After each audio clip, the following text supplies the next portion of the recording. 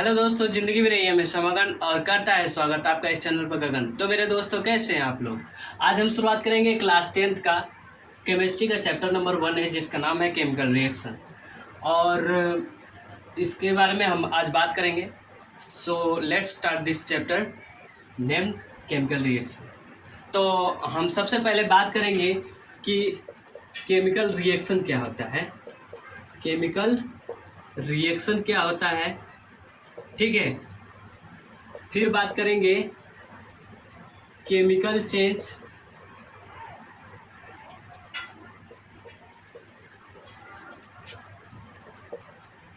And physical change.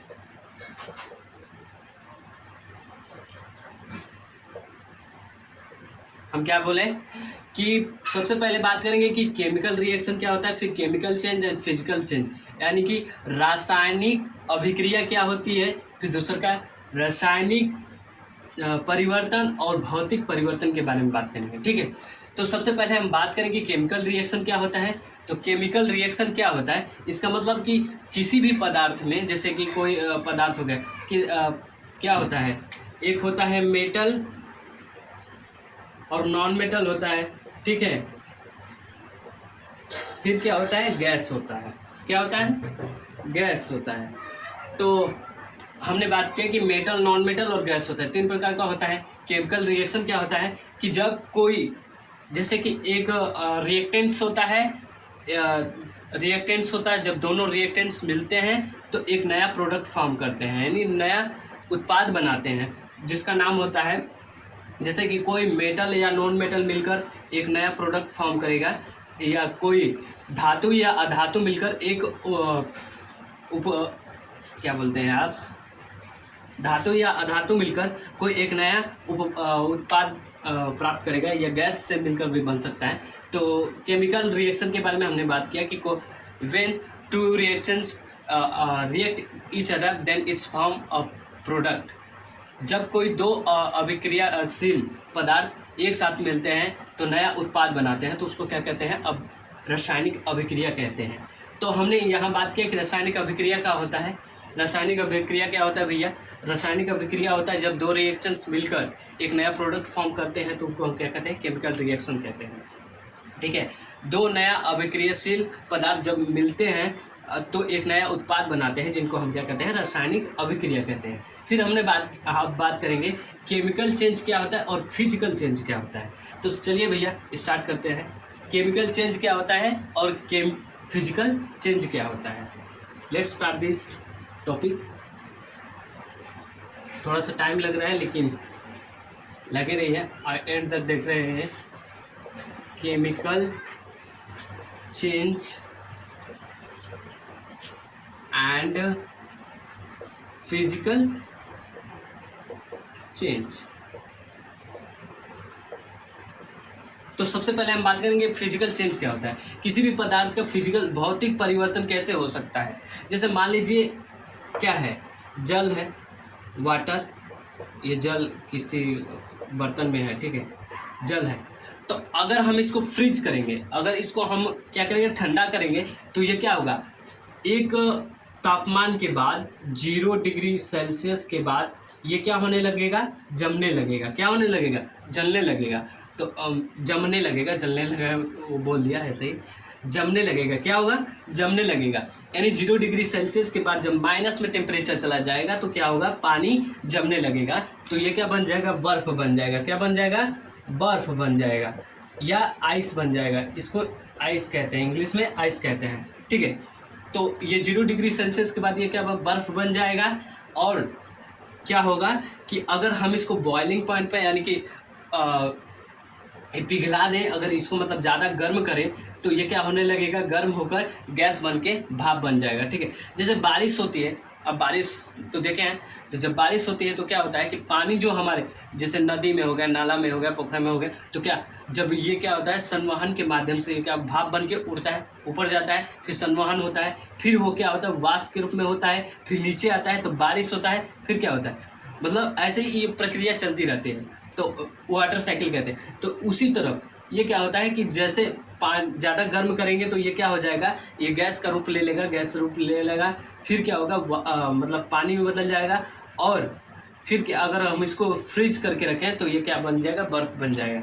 यानी कि क्या हो रहा है, पानी का भौतिक परिवर्तन हो रहा है। क्या हो रहा है, वाटर का फिजिकल चेंज हो रहा है, भौतिक परिवर्तन हो रहा है। इसमें इसके गुण में कोई परिवर्तन नहीं आ रहा है। चाहे देखिए, चाहे आप चावल बनाते हैं तो चावल बनाएंगे तो हो जाता है, लेकिन इसको हम मतलब बहुत लोग कंफ्यूज में रहते हैं कि चावल जो बनाते हैं हम, क्या ये भौतिक परिवर्तन है या रासायनिक परिवर्तन है।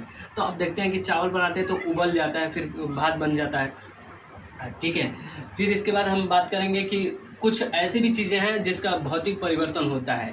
भौतिक परिवर्तनों में आप ये जैसे हम इसका बता दिए, और कई चीज़ें हैं उसका भी आप देख सकते हैं, तो भौतिक परिवर्तन होता है, ठीक है।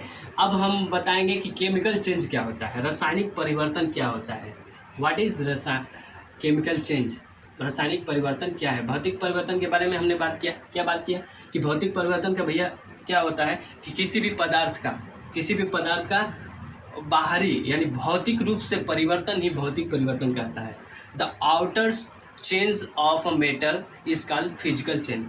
The change of physical properties of metal is called physical change. यानी कि पदार्थ के भौतिक अवस्था का परिवर्तन ही क्या कहलाता है, भौतिक परिवर्तन कहलाता है, ठीक है। केमिकल चेंज क्या होता है, केमिकल चेंज होता है जब किसी भी पदार्थ के गुणों में परिवर्तन आए, यानी कि उसके गुण में परिवर्तन आ जाए। The change of properties of metal is called chemical change. The chemical change it means the change of chemical properties, change of properties of metal is called chemical change. जैसे कि आम का पकना, आम का पकना,